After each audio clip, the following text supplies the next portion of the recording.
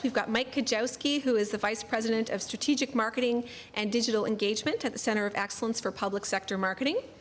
Mike is a passionate marketing and social media strategist on a mission to help public sector and nonprofit organizations excel. And I can certainly attest to that. I've worked with Mike on a couple of occasions, and he definitely does live up to that, his marketing hype.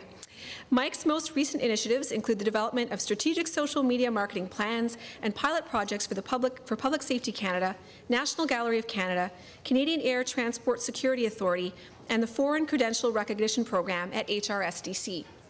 Over the course of the last year alone, Mike has been invited to speak at over 50 conferences and events. He frequently provides strategic advice on social media to central federal agencies such as the Treasury Board Secretariat and the Privy Council Office. Nick Charney is Project Manager, Federal Relations and Issues Management, Indian and Northern Affairs Canada, where he coordinates interdepartmental policy efforts on Aboriginal issues using new and emerging social technologies. He has spoken to government audiences from coast to coast about organizational management, employee management, social media, and collaborative technologies. And I'd like to introduce the two speakers. Thank you.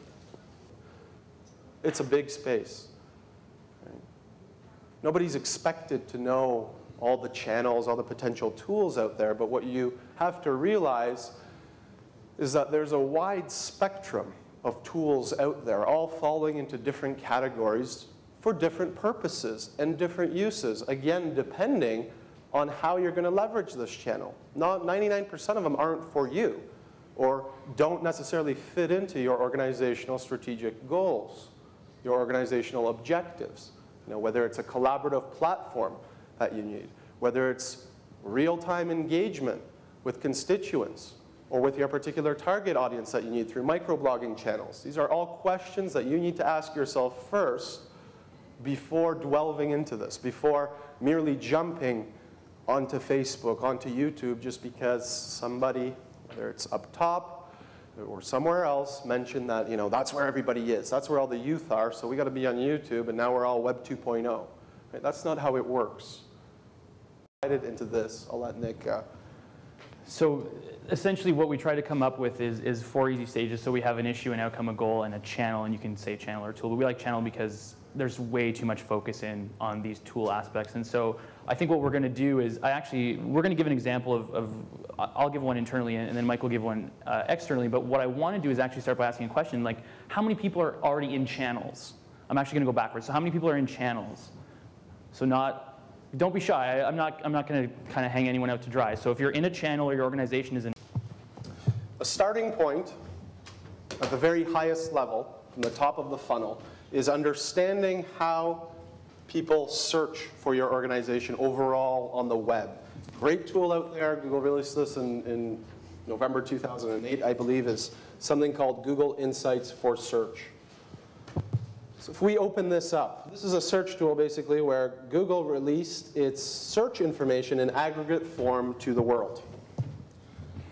And so if I type in Health Canada, for example, put it in quotations. And basically Google is telling you what information people are searching for, and you can do a comparative analysis between keywords.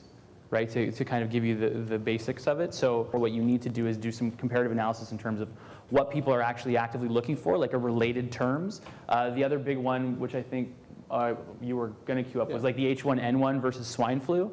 And so, for example, when the Public Health Agency of Canada got into talking about swine flu, they've insisted on calling it H1N1, but the discussion was around swine flu. And so what happened was on the Twitter streams and everywhere else, people weren't coming to the authoritative source of information because the government was not speaking the language that people were talking in.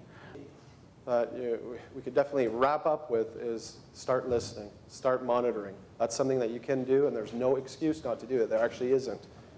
We can give you plenty of justification documents that have been circulating around in the Government of Canada, on GCpedia, on that internal wiki, that allow this to happen if you do have barriers or trouble. So we're going to stick around. Thank you very much for your time. And if you want to find any information about us, both of us actively blog on the topic, and all our info is here. And we are still human, so just pick up the phone or meet us in person. We do enjoy doing that.